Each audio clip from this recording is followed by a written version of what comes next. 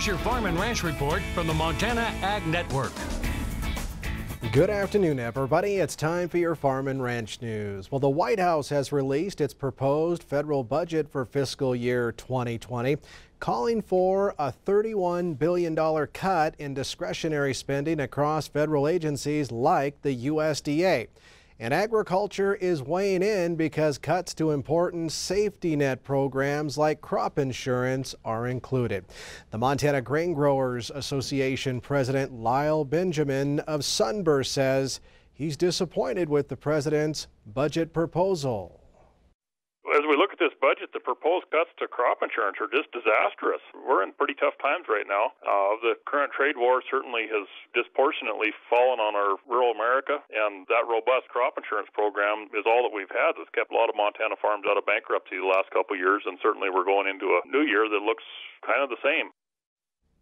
Now, the budget would also tighten income eligibility for other USDA commodity programs like ARC and PLC. While the White House Office of Management and Budget makes an aggressive show of proposed cuts, it's also important to remember that Congress is actually the one which has the final say.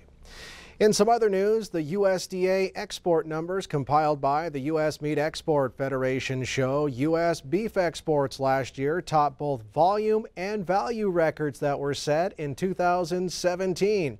Strong demand in South Korea, Japan, Taiwan, and the Asian region helped drive beef exports 7% higher last year, coming in at 1.35 million metric tons. Now, export value climbed to over $8.3 billion, or 15% higher than 2017. USMEF CEO Dan Hallstrom says Korea is a real success story, and Koreans now consume more U.S. beef per capita than any other international destination. And the latest data from the Association of Equipment Manufacturers shows U.S. sales of ag tractors and combines remained in the plus column last month. Total two-wheel drive tractor sales grew 17% compared to February of last year. February sales of four-wheel drive tractors grew 17% compared to the same time a year ago. Meanwhile, self-propelled combine sales here in the United States grew some 21% last month. Well, a time-honored Montana tradition kicks off later this week in Harlem. It's time for the 70th annual Montana Seed Show, which kicks off this Thursday and runs through Saturday.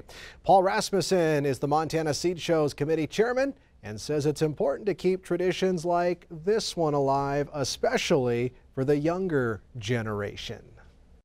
A lot of what we do is kind of still traditional back to one of the very first ones, and I guess to try to keep with tradition and still make it modern enough to attract new people every year, to get the next generation involved kind of any way you can helps. Now, some of this year's highlights include the pie and bread contest, the art, quilt, and wool shows, plus the trade show. And of course, all the winners will be announced during this Saturday night's banquet. In the meantime, for all the details, you can visit the Montana Seed Show's Facebook page. That does it from the Ag Desk. We'll go ahead and send it back over to Sammy.